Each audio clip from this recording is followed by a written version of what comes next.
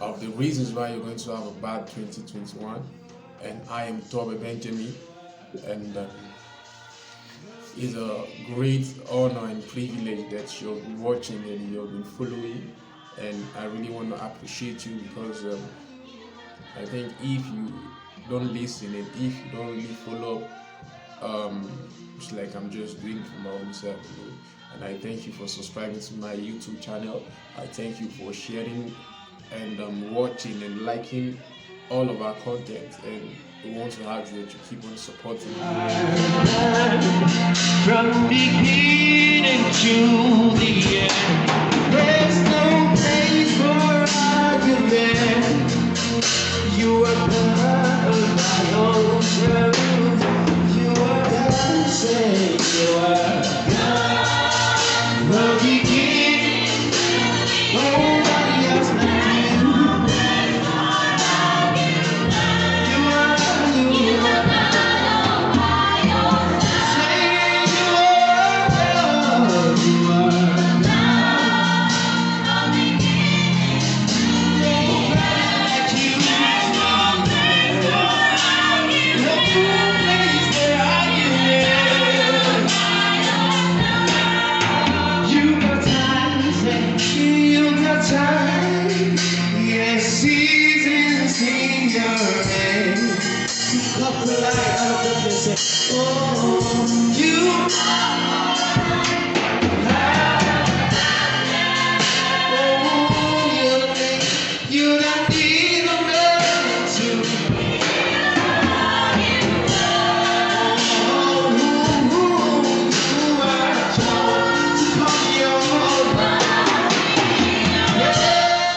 Episode, I'll be telling you the reasons why you're going to have a bad 2021. One of the reasons is obvious. You've actually neglected the gathering of the brethren. You've neglected the fellowship.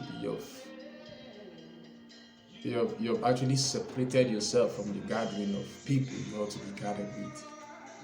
And in this time and in this hour, in this season we found ourselves, you really need to surround yourself with people that would bring out the best in you.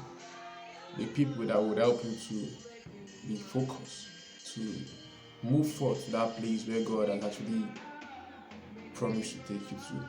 And one of the reasons why many people actually miss everything out is because they really haven't heard from God.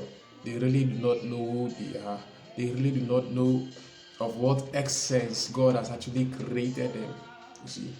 And the only way you can actually know this is when you actually move in communionship with God.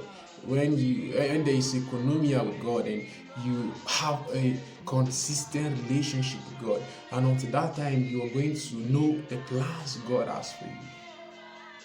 You see, the moment you know the plan God has for you, you will understand that it's not everything that is cruise.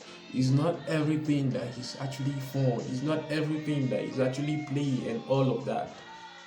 There will be a point in your life that you actually need people that will talk to you and they will really relieve you of from those lows of your life and those things you're going through.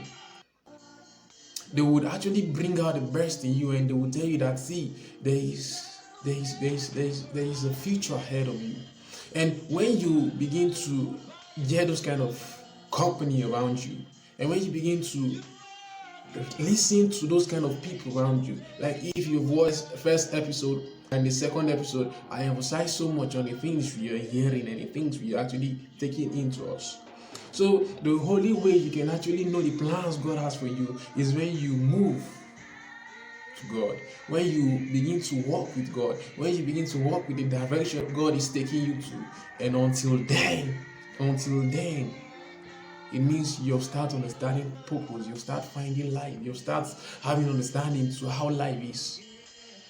You can't really understand life if you don't know whom God is. If you haven't really come in partnership with God, you really can't have a plan. You really don't have a plan. You really don't, in fact, should I say, you really don't have a direction to where you're going to in life.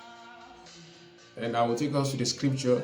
The scripture says something very important. It said, all things work together for those who love the Lord. those who love God, those who really cherish God and really want to walk in that direction of God, those who embrace and they cherish God, and those are the people that things would actually work for. Those are the sets of people that things would actually work for. So if you really want things to work out for you in this season, it means your love of God must grow beyond the way it used to be. Probably it used to be a seed, but now you have to make sure that this seed has actually emanated and germinated and become something. You must make sure that this seed has actually become something. And one of the evident ways you can prove that you love God is when you actually obey His commandment and when you do His will. And there is no obedience that doesn't come with services. There is no obedience that doesn't come with tasks.